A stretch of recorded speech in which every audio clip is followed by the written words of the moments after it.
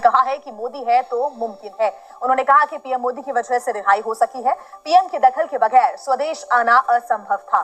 भारत सरकार की बदौलत हमारी रिहाई हो सकी है। साथ ही उन्होंने कहा है कि पीएम की वजह से देश की जमीन पर हम कदम रख पाए। पॉसिबल, बिल्कुल मोदी जी है तो मुमकिन है। ये तो खैर पाकिस्तान में भी बहुत से लोग कहते हैं कि नेवी ऑफिसर 8 जिनको कतर के अंदर सजाए मौत की सजा सुना दी गई थी, आज वो इंडिया वापस आ रहे हैं। कतर एक बहुत स्ट्रॉन्ग इस्लामिक मुल्क है और उन्होंने इस 8 नेवी अफसरान को जासूसी की।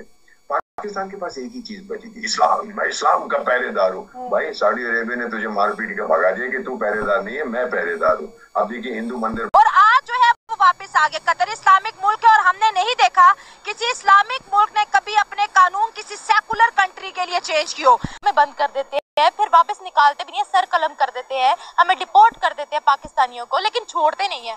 ये तो मोदी जी ने जैसे कहते हैं चमत्कार ही दिखा दिया कि एकदम आप समझे उनको डेथ पेनल्टी मिली थी और उधर से वो अब भारत भी पहुंच चुके हैं। 8 में से 7 इंडियन नेवी ऑफिसर्स को बाइज्जत बरी कर दिया गया है। सातों के सातों ऑफिसर्स इस वक्त पहुंच चुके हैं भारत और पूरे कतर के अंदर भारत माता की जय के नारे बुलंद किए गए हैं। भारत पहुंचने के उन्होंने हाईएस्ट सिविलियन अवार्ड मोदी साहब को पहले उस एरिया से दे चुके हैं। 9 मिलियन से ज्यादा इंडियन डायस्पोरा वहां पे इन स्टेट्स के अंदर मौजूद है। 85 बिलियन डॉलर का ट्रेड हो रहा है सिर्फ इन छोटी स्टेटों के साथ। भी मुल्क है, अमेरिका को देख ले, रेमंड डेविस का वाकया हुआ था, वो उन्होंने यहाँ से ले गए थे, वहाँ पे उसने जाके जुर्म किया, उन्होंने उसको फिर अपने मुल्क में पकड़ लिया। इंडिया की अगर बात करें, वो इंडिया में तो टाटा महिंद्रा और बहुत सी कंपनीज मौजूद हैं, वहाँ से दूसरे फॉरेन कंट्रीज में वो लोग अब एक्सपोर्ट कर रहे हैं। हेलो दोस्तों, एक नए अपडेट के साथ आपका बहुत बहुत स्वागत है। तो दोस्तों आज बात होगी मोदी जी के गारंटी की। जी हाँ, आज मोदी जी के गारंटी और उनके डिप्लोमेसी की बहुत ही बड़ी जीत हुई है। जैसे कि आपने देखा कि आज से ठीक एक दिन के बाद यूएई में बहुत ही भव्य और दिव्य मंदिर का इनॉग्रेशन है, जो कि मोदी जी के हाथों ही होना है और मोदी जी वहां पे पहुंच भी चुके हैं। इसी के साथ 2 दिन पहले आपने देखा कि किस तरीके से हमारे 8 भारतीय नेवल ऑफिसर्स जो कि कतर में फंस गए थे और जिन्हें की डेथ सेंटेंस दिया गया था, उन्हें जो है मौत की सज़ा सुनाई गई थी। लेकिन मोदी जी का चमत्कार कहिए या डिप्लोमेसी कहिए या मोदी है तो मुमकिन है, ये सारी चीज़ें इस टाइम जो है चारों तरफ गूंज रही है पूरे वर्ल्ड वाइड। और ये चमत्कार से कम नहीं है कि जिसको कि इतनी बड़ी पेनल्टी दी गई थी, वो लोग एयरपोर्ट पे अचानक से दिख गए और पूरा देश सरप्राइज्ड हो गया उन्हें देखकर। उनको छोड़ना तो बहुत दूर की बात है, वो इंडिया में नज़र आए। सोचिए, अपने घर को चले गए, भारत आ गए और एयरपोर्ट पे भी वही बात कि मोदी है तो मुमकिन है और मोदी ने ये कर दिया वो कर दिया, मतलब उनका बखान करते हुए नहीं थक रहे थे। हालांकि वो इसे डिज़र्व भी करते हैं। तो जी देखिए, उसमें से 8 लोग में से 7 लोग तो आ गए हैं, 1 लोग 2-4 दिन के बाद आ जाएंगे। इसी के साथ 14 फरवरी को यूएई में भव्य और दिव्य मंदिर का इनॉग्रेशन है। तो आइए चलिए देखते हैं। कतर ने बाइज्जत बरी किया है, वो भारत पहुंच चुके हैं। उनके जो ऑफिसर्स थे, भारत माता की जय के नारे भी लगे हैं कतर के अंदर। आप उनके बारे में क्या कहती है, जो उनका दबदबा है पूरे वर्ल्ड में, इसके बारे में क्या कहें? उन्होंने अपना डंके की चोट पे काम करवाया है। अच्छा। सही बात है। देखिए, आप मेरी बात सुने, अब जो इलेक्शंस हुए हैं वो तो सबके सामने ही है। पाकिस्तान में इतनी अफरा तफरी है, कुछ भी मतलब आपको सही क्लियर कट नज़र ही नहीं आ रहा। ठीक है, अब यही कोई बंदा इंडिया का गायब होता है। मेरे ख्याल में पिछले कुछ सालों पहले की बात है, एक पायलट उनका इधर आया था, अभिनंदन, यस आप ठीक कह रही हैं, अभिनंदन। तो वो जब इधर आया था तो वो सारे मतलब पूरी इंडिया में बात हो गई थी कि भाई ये पायलट इधर आया है, और उनकी पूरी मतलब के हरकत में आ गए थे सारे लोग कि भाई उसको हमने वापस लेके आना है। पाकिस्तान का ऐसा बंदा कोई जाएगा तो ये नहीं करेंगे। मसला ये है कि देखें, सिस्टम ही सही चल रहा, सिस्टम सही नहीं चल रहा। अभी किसी भी कंट्री के अंदर पाकिस्तान जिंदाबाद का नारा क्यों नहीं लग रहा है? जैसे उनका कतर के अंदर भारत माता की जय के नारे लगे, हमारा पाकिस्तान जिंदाबाद कोई इस्लामिक कंट्री भी क्यों नहीं बोलती है? ऐसा हमने क्या कर दिया है?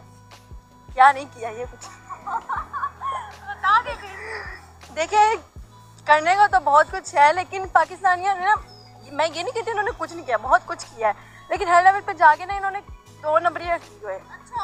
2 नंबरियाँ की है तो भाई अगला बंदा जब पूछता है ना, हाँ जी आप, अच्छा मेरे साथ ये सीन हुआ, तो अच्छा आपको मैं एक फन फैक्ट बताती हूँ। तुर्की का जो इंजन अर्तुगरुल गाजी वो आया था काशिफ ज़मीर से, वो जो स्कैम हुआ था। तो अब आप, अच्छा वो स्कैम ये हुआ था कि उसने उसको बुलाया था किसी स्पॉन्सरशिप के लिए, ठीक है। तो गाजी को, हाँ, तो बाद में उसको पैसे नहीं दिए थे, ठीक है। आफिया सिद्दीकी के साथ क्या किया हुआ है, तो देखें अब मोदी वैसे बढ़ के नहीं मारता। अब आपके चैनल पे लोग सवाल करते हैं जी आप इंडिया को प्रमोट करते हो, इंडिया को प्रमोट करते हो, आप इंडियन बातें करते हो। भाई इंडिया वाले रोज नया कुछ मतलब कारनामा शाहकार देते हैं ना, आप क्या शाहकार देते हैं? आपके तो इलेक्शन होते हैं, तो आपके अभी तक रिजल्ट अनाउंस नहीं होते, आप क्या करेंगे? आपको हम देखें, हम पाकिस्तान में पाकिस्तानी हैं, हम पाकिस्तान का क्या चीज अहमद अच्छा करें, हम पाकिस्तानियों के लिए क्या बोलें? आपने बात की डॉक्टर आफिया सिद्दीकी की, तो अली अकबर साहब इतने साल हो गए हैं, हमें नहीं पता डॉक्टर आफिया सिद्दीकी जिंदा हैं या मर गई, यहाँ तक कि उनसे किसी से मुलाकात भी करने की इजाजत नहीं है। इसके अलावा अगर हम अभिनंदन का वाकया देखें तो अभिनंदन को जिस तरह इंडिया पाकिस्तान से ले गया, मैं कहती हूँ हमने अभिनंदन को पाकिस्तान को नहीं दिया, बल्कि इंडिया को हमें मजबूरन अभिनंदन देना पड़ा। तो अब आप देख सकते हैं कि इंडिया, आपने सही बात की कि अपने बंदों को कभी भी तन्हा कहीं पे भी नहीं छोड़ता, चाहे वो यूक्रेन के अंदर फंसे हो या फिर कहीं और मसला हो। देखिए ना जी, कौमें वही तरक्की करती हैं जो अपने शहरियों को तहफ़्फ़ुज़ दें, अपने मुल्क में भी दें और पूरी दुनिया में दें। अपने मुल्क में चलो इंसान घर में भूखा भी सो जाता है, मगर दूसरे मुल्कों में ज्यादा देनी चाहिए। हमारे पाकिस्तानी सफारत खानों में लोग रुल रहे हैं बाहर के मुल्कों में, कोई उनकी सुनवाई नहीं होती है, ठीक है। ना पाकिस्तान में पाकिस्तानियों का कोई हाल अच्छा है, ना पाकिस्तान से बाहर पाकिस्तानियों का कोई हाल अच्छा है। तो उन्होंने मतलब बहुत बड़ा काम किया है और अप्रिशिएट करते हैं मोदी को। आज जो है वो वापस आ गए। कतर इस्लामिक मुल्क है और हमने नहीं देखा किसी इस्लामिक मुल्क ने कभी अपने कानून किसी सेकुलर कंट्री के लिए चेंज किए। कतर ने क्यों, वो डील जैसे भारत ने कैंसिल की, उन्होंने अपने सारे कानून चेंज किए और फटाफट उनको इंडिया वापस भेज दिया कि भाई आप हमारे साथ डीलें खत्म ना करो। जी मिस, आजकल जो दुनिया चल रही है वो बेसिकली चल रही है ट्रेडिंग बिजनेस वगैरह की तरफ से। जंग वगैरह जो है वो ख़त्म हो रहे हैं और वो बिजनेस की तरफ जा रहे हैं। तो लाजिम बात है कतर के लिए पाकिस्तान से ज़्यादा इंडिया जो है वो बहुत बड़ी मार्केट है और उसके लिए तेल गैस वगैरह वहाँ पे ज़्यादा वो उससे ले रहे हैं। तो लाजिम बात है उसकी बात माननी पड़ेगी। तो कस्टमर को सेटिस्फाइड करना पड़ता है। तो कस्टमर जो है वो इसके बहुत बड़े कस्टमर है।